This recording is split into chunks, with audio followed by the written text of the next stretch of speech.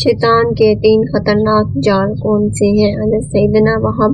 رحمۃ اللہ علیہ فرماتے ہیں کہ بنی اسرائیل کے ایک بزرگ ایک بار کہیں جا رہے تھے، راستے میں اچانک اوپر سے پتھر کی ایک چٹان سر کے قریب آ پہنچی۔ انہوں نے ذکر اللہ شروع کر دیا تو وہ دور ہٹ گئی، پھر خوفناک شیر اور درندے یعنی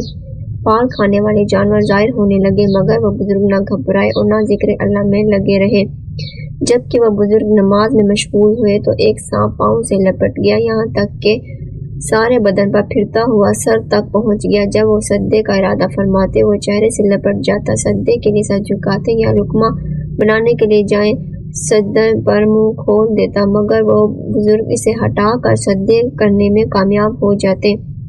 جب نماز سے فارغ ہوئے تو شیطان کھل کر سامنے آ گیا اور کہنے لگا، یہ ساری حرکتیں میں نے ہی کی ہیں، میں آپ کی ہمت و حوصلے سے بہت متاثر ہوا ہوں، لہٰذا میں نے یہ طے کر لیا ہے کہ آپ کو کبھی نہیں بہکاؤں گا، مہربانی فرما کر مجھ سے دوستی کر لیجیے۔ اس اسرائیلی بزرگ نے شیطان کے اس وار کو بھی ناکام بناتے ہوئے فرمایا، تو نے مجھے ڈرانے کی کوشش کی لیکن الحمدللہ میں ڈرا نہیں، میں تجھ سے ہرگز دوستی نہیں کروں گا۔ بولا، اچھا اپنے اہل و عیال کا احوال مجھ سے دریافت کر لیجیے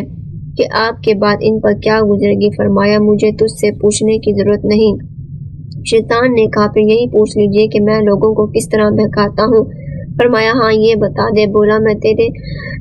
3 جال ہیں، بخل، غصہ، نشا۔ اپنے تینوں جالوں کی وضاحت کرتے ہوئے بولا، جب کسی پر بخل کا جال پھینکتا ہوں تو وہ مال کے جال میں الجھ کر رہ جاتا ہے، اس کا ذہن بناتا رہتا ہوں کہ تیرے پاس بہت کم مال ہے، اسی طرح وہ بخل میں مبتلا ہو کر حقوق واجبانہ یعنی زکوٰۃ وغیرہ میں بھی خرچ کرنے سے محروم رہتا ہے اور دوسرے لوگوں کے مال کی طرف بھی مائل ہو جاتا ہے، اور یوں مال کے جال میں پھنس کر نیکیوں سے دور ہو کر گناہوں کے دلدل میں اتر جاتا ہے۔ جب کسی پر غصے کا جال ڈالنے میں کامیاب ہو جاتا ہوں تو جس طرح بچے گیند کو پھینکتے اچھالتے ہیں، میں اس غصیلے شخص کو شیاطین کی جماعت میں اسی طرح پھینکتا اور اچھالتا ہوں۔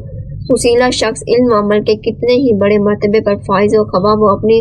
دعاؤں سے مردے تک زندہ کر سکتا ہوں، میں اس سے مایوس نہیں ہوتا۔ مجھے امید ہوتی ہے کہ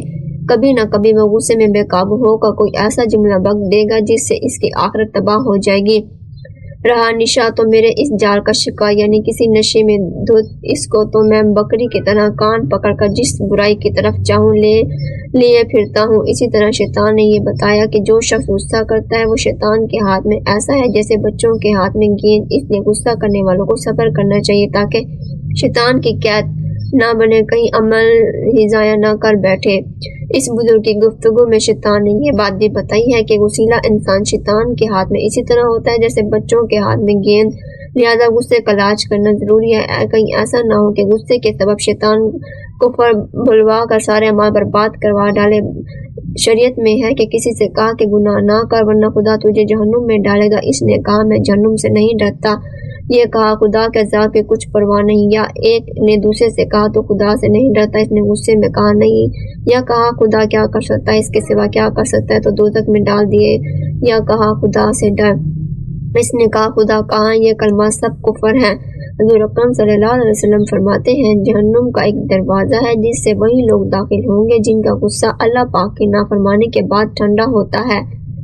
حضرت سیدنا امام محمد بن غزالی فرماتے ہیں کہ غصے کا علاج اس معاملے میں محنت و مشقت اور برداشت کرنا یعنی کئی صورتوں میں فرض ہے، کیونکہ اکثر لوگ غصے ہی کے باعث جہنم میں ڈالے جائیں گے۔ حضرت سیدنا حسن بصری رحمۃ اللہ علیہ فرماتے ہیں کہ اے آدمی، تو غصے میں خوب اچھلتا ہے، کہیں اب کی اچھال تجھے دوزخ میں نہ ڈال دے۔